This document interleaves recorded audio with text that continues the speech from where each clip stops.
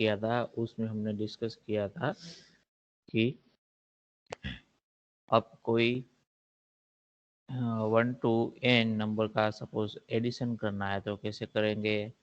अगर कोई number enter किया है यूज़र ने, वो नंबर और 1 के बीच के सारे जो ओड नंबर है या फिर इवन नंबर है उसका एडिशन करना है तो कैसे करेंगे। तो ये सारी चीज़ें हमने एक तो फॉर लूप का यूज़ करके उसको ट्राई करके देखा, फिर वाइल लूप को ट्राई करके देखा। तो दोनों लूप से हमने ये प्रोग्राम डेवलप किए थे।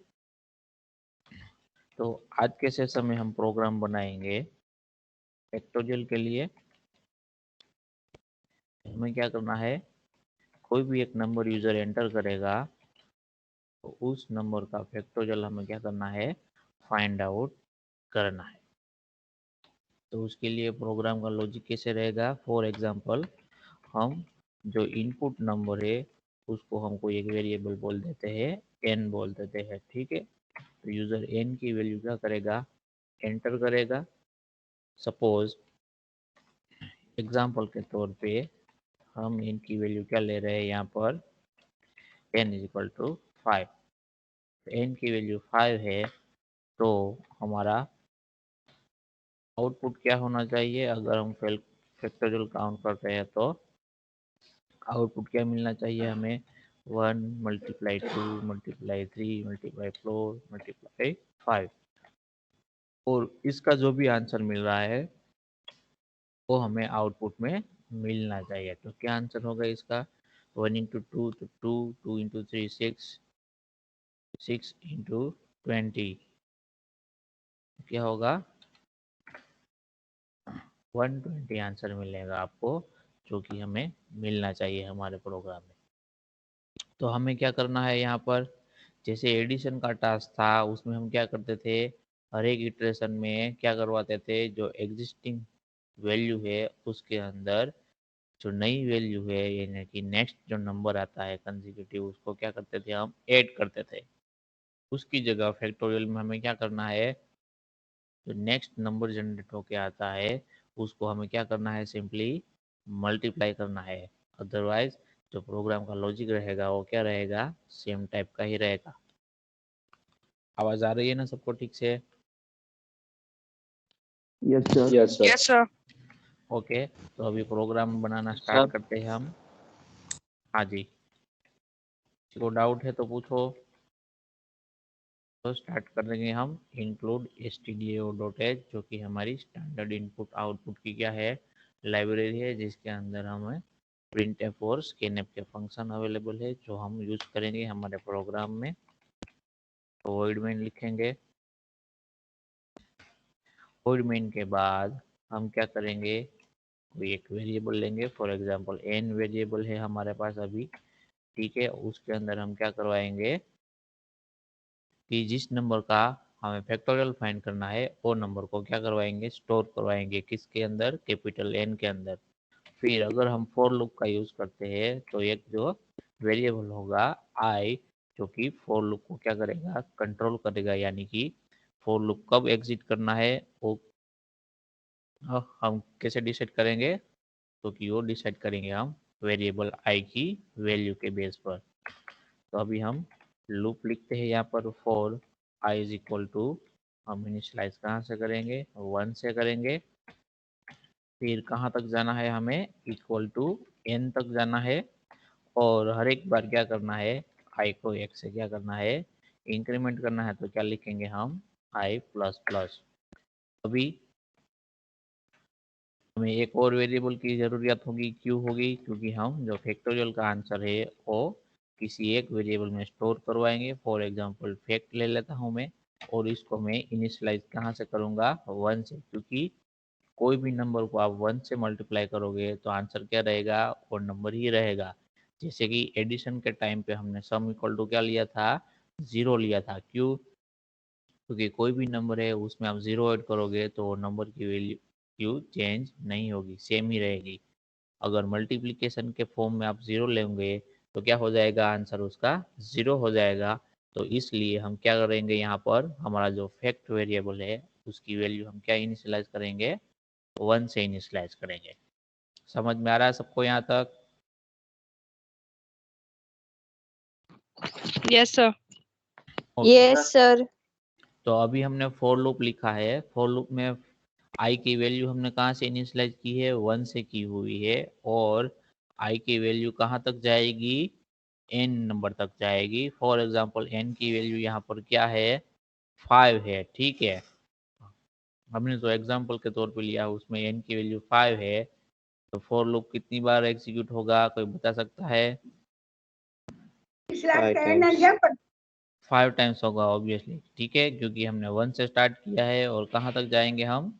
जब i की वैल्यू n के बराबर हो जाएगी तब तक वो हम क्या करेंगे? फॉर लूप को क्या करवाएंगे? एग्जीक्यूट करवाएंगे। ठीक है, तो हमारा जो फॉर लूप है वो टोटल कितना टाइम्स एग्जीक्यूट होगा? 5 टाइम्स एग्जीक्यूट होगा। फर्स्ट टाइम जब एग्जीक्यूट होगा तब i की वैल्यू क्या होगी? 1 होगी। वो सिंपली हम अभी क्या करते हैं? प्रिंट करके देखते हैं कि i की वैल्यू हर एक इटरेशन के बाद क्या होती है। तो हम क्या करेंगे? स्लैश n करके i की वैल्यू क्या करवाएंगे? प्रिंट करवा देंगे। आप अपने प्रोग्राम में ऐसे कर सकते हो कि आपको पता नहीं चल रहा है कि कौन से वेरिएबल की वैल्यू क्या चेंज हो रही है, तो आप इस तरीके से लिख सकते हो। हमने यहाँ पर टेम्पररी क्या लिखा कि i की वैल्यू है वो हर एक इटरेशन के बाद क्या हो रही है, वो हमें देखना है। ठीक है, तो अभी मैं इस प्रोग्राम को एग्जीक्यूट करूंगा। उससे पहले हमें क्या करना है कि हमें जो हमारा n वेरिएबल है उसकी वैल्यू को क्या करवाना है? यूजर से रीड करवाना है। तो हम पहले यूजर फ्रेंडली मैसेज प्रिंट कर देंगे, एंटर वैल्यू ऑफ n, फिर scanf लिख देंगे %d m%n। ओके, अभी हम एग्जीक्यूट करेंगे। तो फॉर एग्जांपल n की वैल्यू में क्या एंटर करता हूँ? 5 एंटर करता हूँ। तो मुझे आउटपुट में क्या मिलेगा? 1 to 5 नंबर मिलेगा। यानी कि फर्स्ट इटरेशन में i की वैल्यू क्या है? 1 है। उसके बाद का जो सेकंड इटरेशन होगा उसमें i की वैल्यू क्या होगी? 2 होगी। थर्ड इटरेशन में 3, फोर्थ इटरेशन में 4 और फिफ्थ इटरेशन में 5। तो हमें हर एक इटरेशन में i की वैल्यू मिल रही है जो कि हमें आउटपुट के लिए चाहिए 1 2 3 4 5। अभी हमें करना क्या है? जो नई वैल्यू मिल के आ रही है हमें नेक्स्ट इटरेशन में, यानी कि हर एक इटरेशन में जो नई वैल्यू मिलती है उसको हमें क्या करना है? सिर्फ जो हमारा एग्जिस्टिंग आंसर है उसके अंदर उसको क्या करवा देना है? मल्टीप्लाई करवा देना है। तो हम क्या लिखेंगे? Fact is equal to fact into i. ठीक है, समझ में आ रहा है सबको ये बात? Yes sir. Yes sir. Okay, तो यस सर। फर्स्ट इटरेशन में क्या होगा? यहाँ पर फैक्ट की वैल्यू क्या है? फर्स्ट इटरेशन में 1 है। तो फर्स्ट इटरेशन में क्या होगा? 1 इंटू 1, यानी आई की वैल्यू भी क्या है? 1 है। तो फर्स्ट इटरेशन के बाद फैक्ट की वैल्यू क्या हो जाएगी? 1 हो जाएगी। फिर सेकंड इटरेशन होगा। सेकंड इटरेशन में क्या होगा? फैक्ट की वैल्यू 1 है तो 1 इंटू, अभी सेकंड इटरेशन में आई की वैल्यू क्या हो जाएगी? 2 हो जाएगी। तो क्या होगा? 1 इंटू 2, आंसर क्या मिलेगा? 2 मिलेगा। उसको फिर से हम क्या करवाएंगे? फैक्ट वेरिएबल के अंदर उसको स्टोर करवाएंगे। फिर क्या होगा? थर्ड इटरेशन होगा। तो थर्ड इटरेशन में फैक्ट की वैल्यू क्या होगी? 2 हो जाएगी। और आई की वैल्यू क्या हो जाएगी? 3 हो जाएगी। 2 इंटू 3 होगा तो आंसर क्या होगा? 6 होगा। तो 6 को हम फिर से कहाँ स्टोर करवाएंगे? हमारे फैक्ट वेरिएबल के अंदर। फिर नेक्स्ट इटरेशन जो फोर्थ आएगा उसमें फैक्ट की वैल्यू क्या हो जाएगी? 6 हो जाएगी। और आई की वैल्यू क्या हो जाएगी? 4 हो जाएगी। तो 6 इंटू 4 करेंगे तो क्या होगा?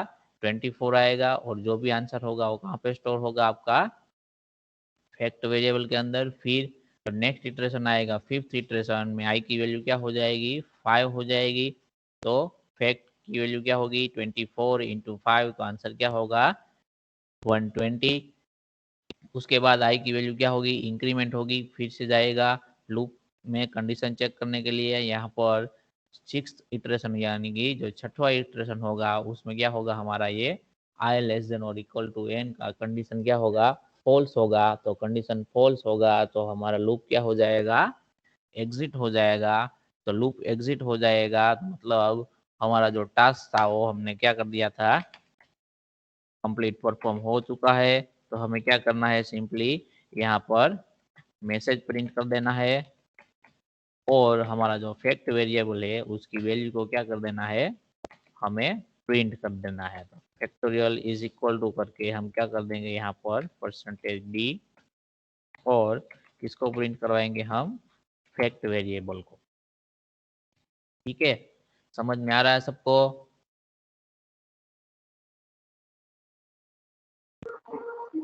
Yes sir. Yes sir. Yes, sir. अभी हम हमारे प्रोग्राम को एग्जीक्यूट करवाते हैं और फिर से हम n की वैल्यू डालते हैं 5, देखते हैं हमें आंसर मिलता है। तो हमें आंसर क्या मिला, 120। अगर मैं फिर से एग्जीक्यूट करूँ और दूसरी कोई वैल्यू डालता हूँ, मैं फॉर एग्जांपल मैं डालता हूँ वैल्यू 4, तो आंसर क्या मिलेगा, 24, जो कि फैक्टोरियल आप 4 का काउंट करोगे तो क्या होगा, 1 इंटू 2 इंटू 3 इंटू 4, तो उसका आंसर क्या मिलेगा आपको, 24 मिलेगा। अगर मैं फिर से एग्जीक्यूट करता हूँ और दूसरी कोई वैल्यू डालता हूँ, फॉर एग्जांपल 8, तो उसका आंसर क्या होगा फैक्टोरियल का, 40,320। समझ में आ रहा है सबको? Yes sir. Yes sir. Factorial के प्रोग्राम में किसी को कोई डाउट है? No sir. तो ये सेम वाला प्रोग्राम भी आप वाइल लूप से भी बना सकते हो। अगर वाइल लूप से बनाना है तो क्या करोगे आप, यहाँ पर फॉर लूप की जगह क्या कर देंगे, हम वाइल लूप लिख देंगे। कंडीशन हमारा वही रहेगा, i less than equal to n वाला। लेकिन हमें क्या करना होगा, लूप के अंदर i की वैल्यू को क्या करना होगा, इंक्रीमेंट करना होगा और इनिशियली i की वैल्यू को हमें क्या करना होगा, 1 से इनिशियलाइज करना होगा। तो आप डिक्लेरेशन के टाइम पर भी कर सकते हो या फिर वाइल लूप से पहले भी कर सकते हो, कभी भी आप उसको इनिशियलाइज कर सकते हो। तो ये आपका वाइल लूप के यूज से आपका क्या हुआ, फैक्टोरियल का प्रोग्राम डेवलप हो गया। इसको चेक करते हैं सही आंसर देता है कि नहीं। 5 एंटर करता हूँ मैं, तो आंसर क्या मिला आपको, 120। तो फैक्टोरियल का प्रोग्राम आप फॉर लूप से भी बना सकते हो या फिर वाइल लूप से भी बना सकते हो। समझ में आ रहा है सबको? Yes sir. Yes sir. Okay, yes sir. तो अब तक हमने जो लूप स्ट्रक्चर का यूज किया उसमें हमने एक ही प्रोग्राम में क्या किया, एक ही लूप का यूज किया। ठीक है,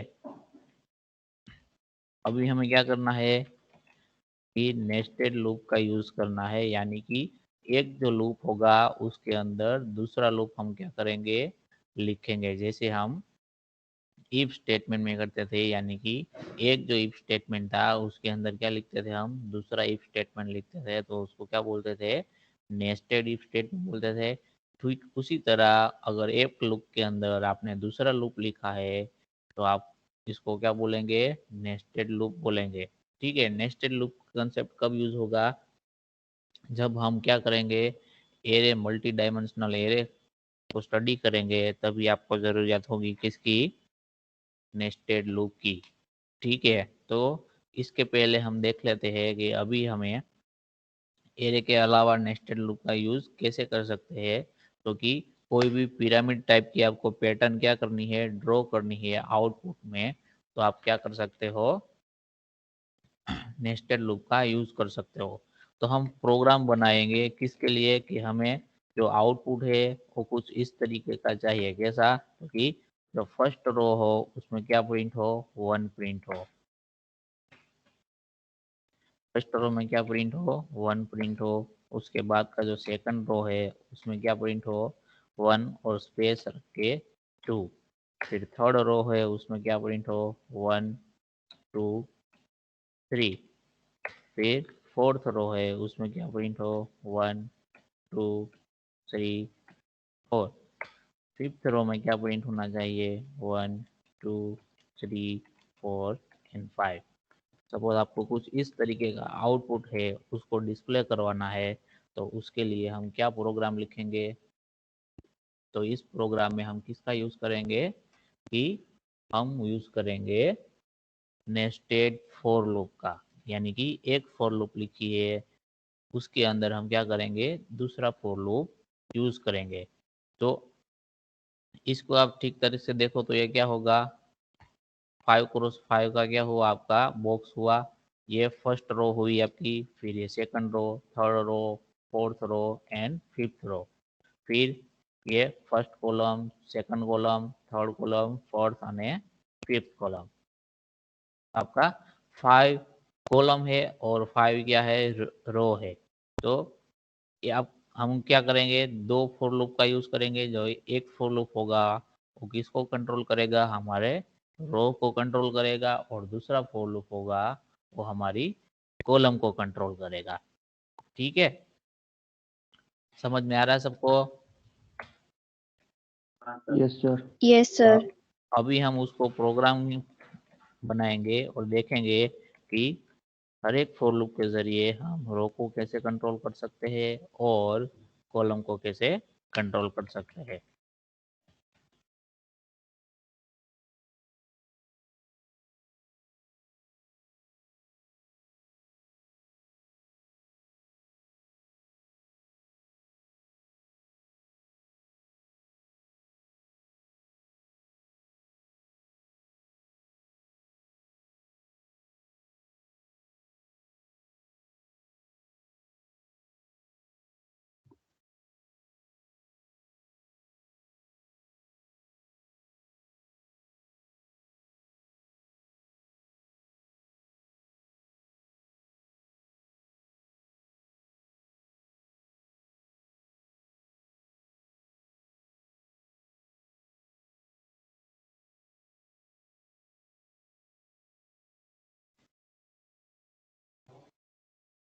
आवाज आ रही है सबको?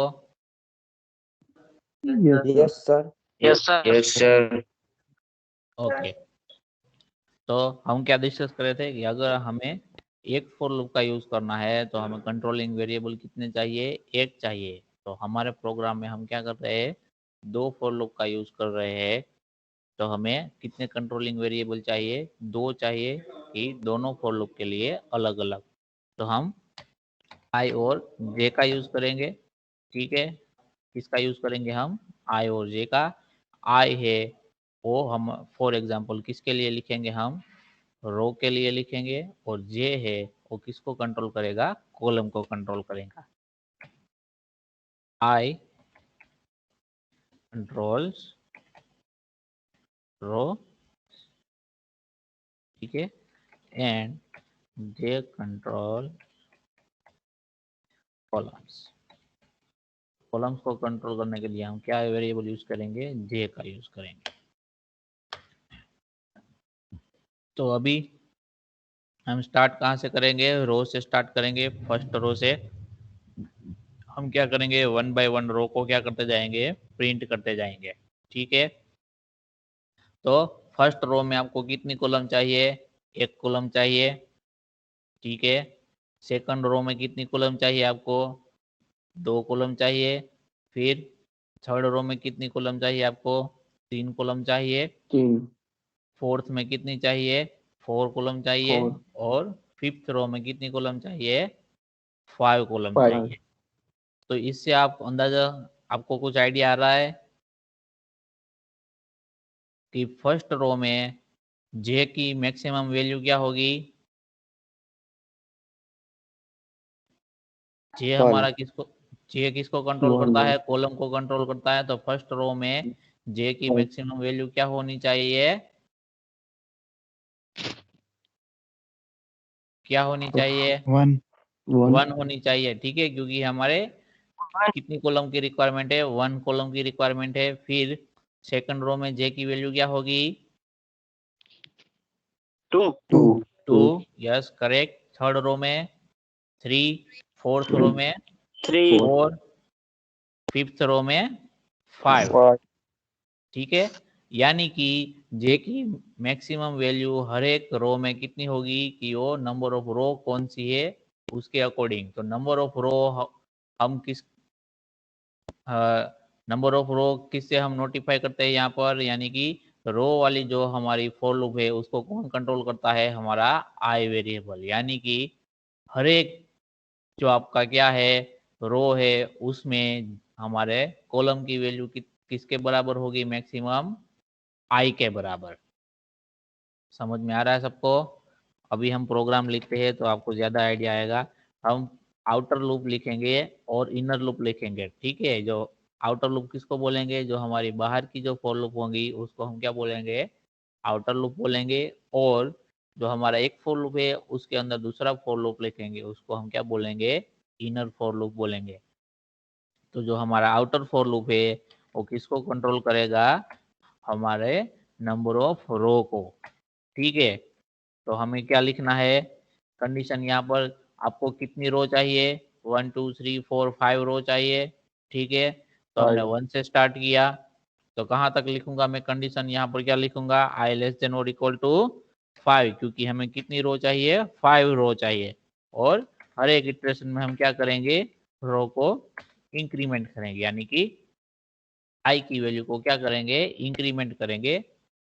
समझ में आ रहा है सबको? Yes sir. यस।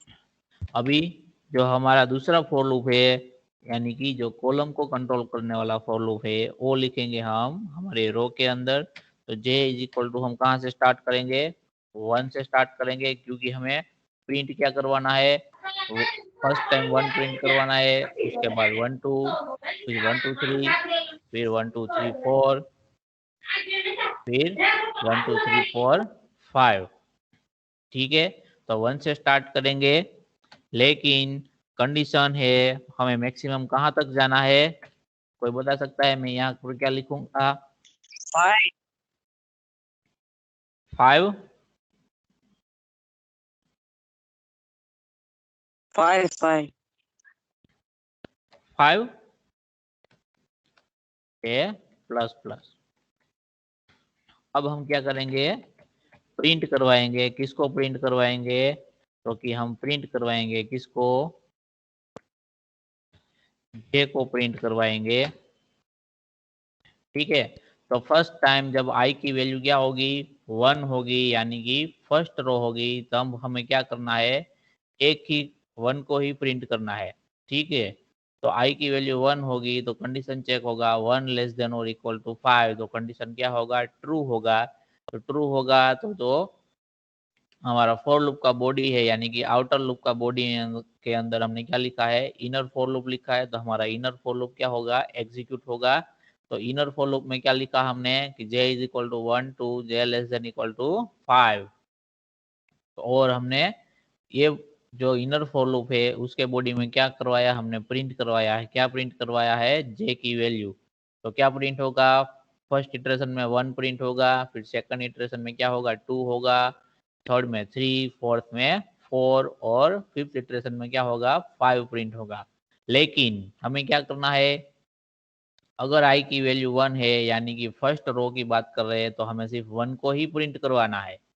तो यहाँ पर तो क्या होता है, 1 2 5 सारे के सारे प्रिंट हो जाते हैं। तो हमारा जो ये लॉजिक लिखा हुआ है वो क्या है, गलत है।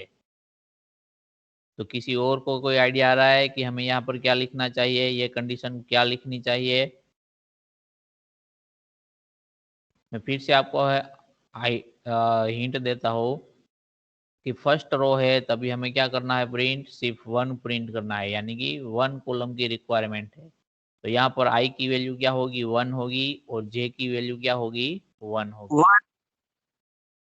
फिर सेकंड जो रो है उसमें i की वैल्यू क्या होगी, 2 होगी, और j की वैल्यू मैक्सिमम क्या होगी, 2 होगी, यानी कि फर्स्ट इटरेशन में 1, सेकंड इटरेशन में 2। फिर जब थर्ड रो होगा तब i की वैल्यू क्या होगी, 3 होगी, और j की वैल्यू क्या होगी, 1 2 और 3 मैक्सिमम, ठीक है। फोर्थ रो होगा तो उसमें i की वैल्यू क्या होगी, 4 होगी। फिफ्थ रो में i की वैल्यू क्या होगी, 5 होगी। तो अभी किसी को कुछ आइडिया आ रहा है कि जो हमारा इनर फॉर लूप है उसमें हमें कंडीशन क्या लिखना चाहिए, ताकि हमें जो डिजायर्ड आउटपुट है वो मिल सके?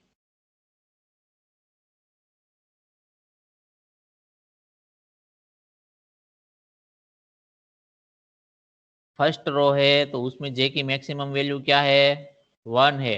सेकंड रो में j की मैक्सिमम वैल्यू क्या होनी चाहिए, 2, 2, उससे ज्यादा नहीं हो सकती। थर्ड रो में जे की मैक्सिमम वैल्यू क्या होनी चाहिए? 3, 3, 3 से ज्यादा नहीं। फोर्थ में 4 और फिफ्थ 4, में 5। तो ये जितने भी नंबर का रो है उतनी जे की क्या है? मैक्सिमम वैल्यू है। ठीक है, अगर फर्स्ट नंबर का रो है तो जे की मैक्सिमम वैल्यू क्या है? 1 है।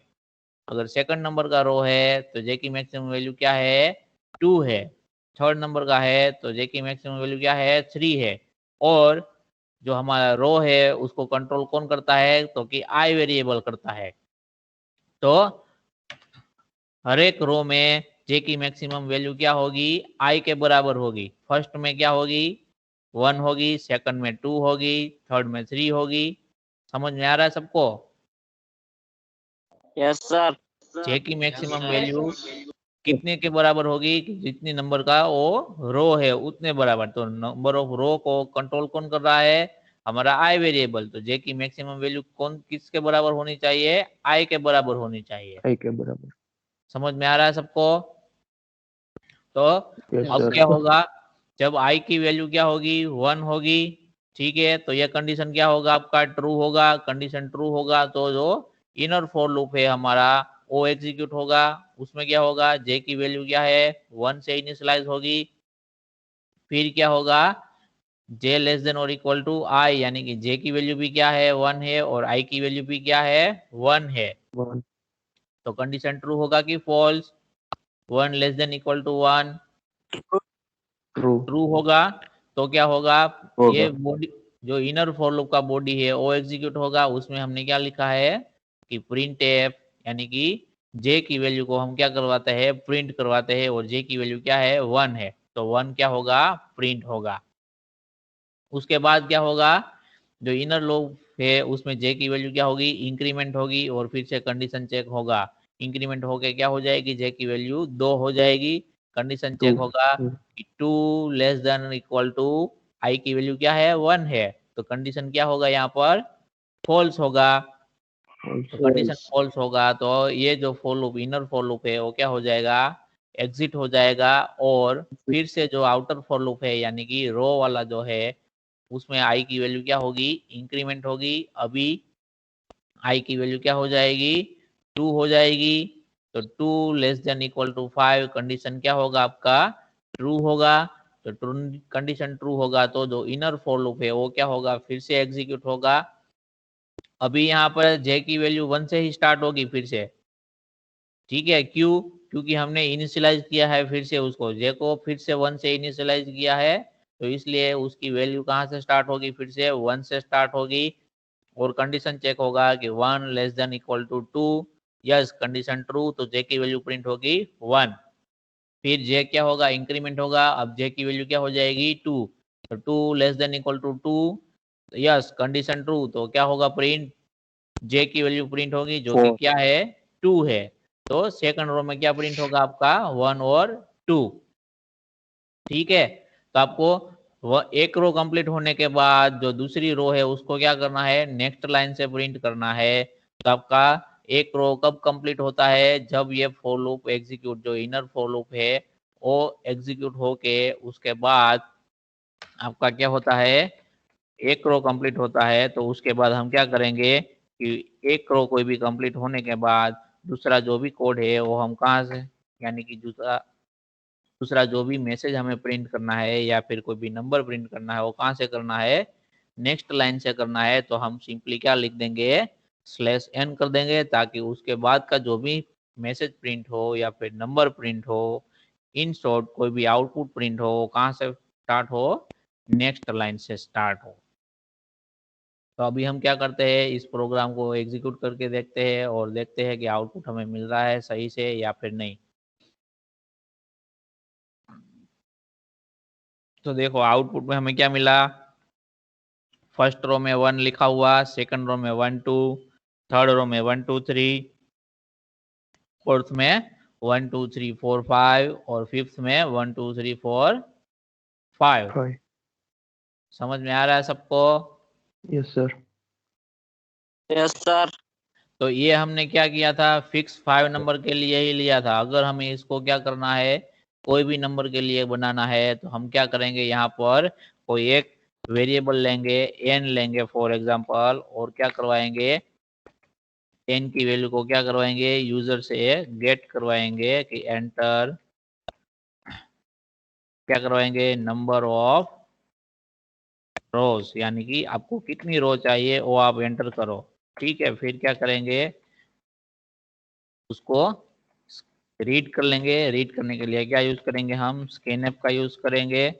ठीक है, तो अब हमने यहाँ पर क्या किया था, फिक्स 5 रो के लिए लिख दिया था, उसकी जगह हमें क्या कर देना है, n नंबर ऑफ रो के लिए ये टास्क हमें परफॉर्म करना है।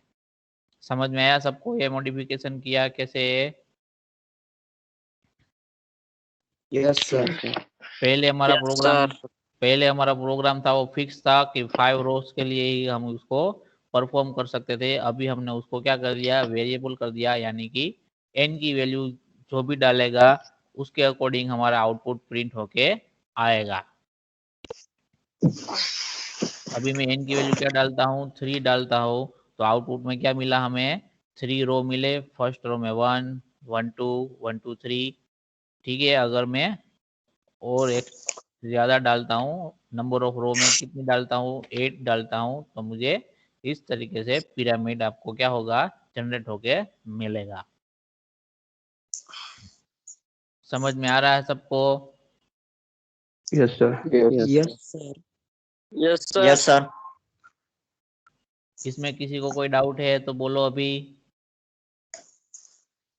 No, sir. सबको समझ में आ गया? Yes, sir. Yes. Yes, okay sir. Okay, तो अभी मेरा आउटपुट ये वाला है। ठीक है, उसकी जगह मुझे इस तरीके का आउटपुट चाहिए कि 1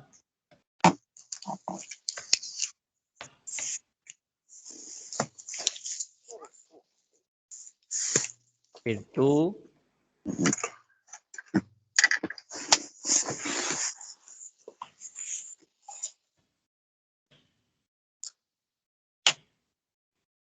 फिर 3 फिर 4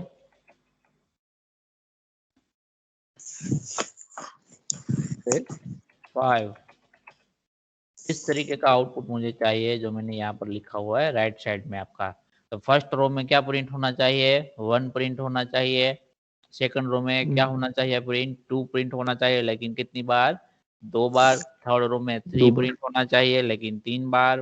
वैसे ही फोर्थ रो में 4 टाइम्स 4, फिफ्थ रो में 5 टाइम्स 5। तो कोई बता सकता है ये प्रोग्राम में हमें कहाँ मॉडिफाई करना होगा?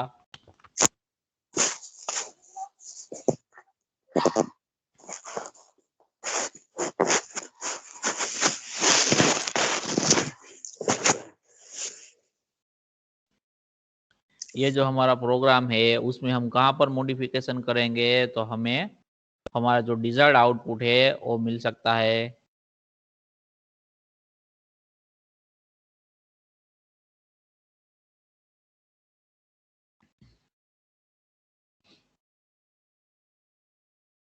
मैं हिंट देता हूँ।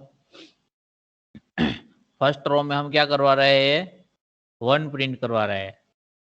ठीक है, सेकंड रो में क्या प्रिंट करवाते हैं हम, 2 प्रिंट करवाते हैं। थर्ड रो में क्या प्रिंट करवाते हैं, 3। यानी कि हर एक रो में हमें क्या प्रिंट करवाना है, जिस नंबर की वो रो है वो नंबर हमें क्या करवाना है, प्रिंट करवाना है। और कौन से नंबर की रो है वो हमें कौन से वेरिएबल से पता चल सकता है, कोई बता सकता है? यानी कि जो रो है वो लूप को कंट्रोल करने वाला वेरिएबल कौन सा है? I. बस, यस, आई है। ठीक है, तो हमें क्या करना है, हर एक रो में कौन किसकी वैल्यू प्रिंट करवानी है, आई की वैल्यू प्रिंट करवानी है। ठीक है, किसकी वैल्यू को प्रिंट करवाना है हमें, आई की वैल्यू को प्रिंट करवाना I. है। और हमारा जो ये प्रोग्राम है उसमें हम किसकी वैल्यू प्रिंट करवाते हैं, जे की वैल्यू को प्रिंट करवाते हैं यहाँ पर। उसकी जगह हमें क्या Yes, कर sir. देना, उसकी जगह हमें क्या लिख I देना K. है, आई लिख देना है। ठीक है, जे की जगह हमें क्या कर देना है, आई कर देना है। तो क्या होगा, जब आई की वैल्यू 1 होगी तो अब जे यानी कि इनर लूप है आपका, वो कितनी बार रोटेट होगा, 1 टाइम होगा। ठीक है, जब जे की वैल्यू 2 हो जाएगी तो ये लूप क्या हो जाएगा, इनर लूप एग्जिट हो जाएगा। तो जब आई की वैल्यू 1 होगी तो आप इनर लूप कितनी बार एग्जीक्यूट होगा, 1 टाइम एग्जीक्यूट होगा, और किसको प्रिंट करेगा, आई को प्रिंट करेगा, जो कि वैल्यू क्या है, 1 है। तो फर्स्ट इटरेशन में क्या होगा, 1 प्रिंट होगा। फिर जैसे ही आई की वैल्यू क्या हो जाएगी, 2 हो जाएगी, तो आपका जो ये इनर लूप है वो कितनी बार एग्जीक्यूट होगा, 2 बार एग्जीक्यूट होगा। जब जे की वैल्यू क्या होगी, 2 हो जाएगी, यानी कि आई के बराबर हो जाएगी तब तक। तो ये 2 बार एग्जीक्यूट होगा तो क्या होगा, 2 बार आई की वैल्यू प्रिंट करेगा। तो आई की वैल्यू क्या है, सेकंड इटरेशन में 2 है, तो 2 बार क्या होगा आपका, 2 प्रिंट होगा। फिर जब थर्ड इटरेशन आएगा उसमें आई की वैल्यू क्या हो जाएगी, 3 हो जाएगी।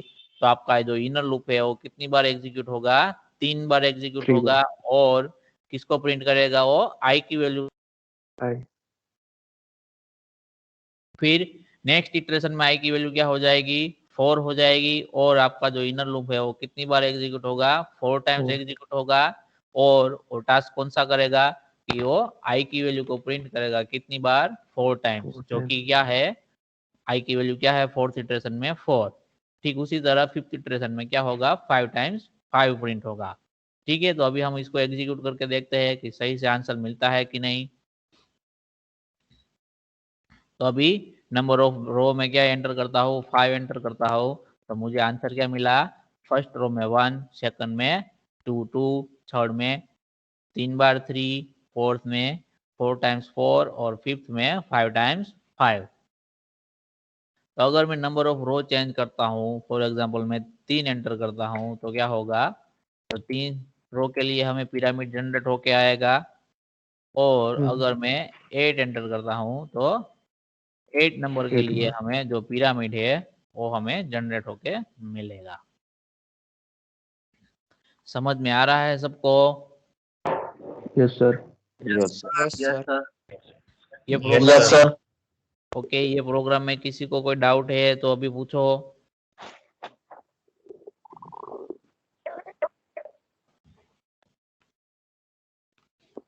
है किसी को कोई डाउट? सबको समझ में आ गया? ओके, तो अभी आपको मैं यहाँ पर एक दूसरा पैटर्न देता हूँ, उसको क्या करना है, आपको जनरेट करना है। ठीक है,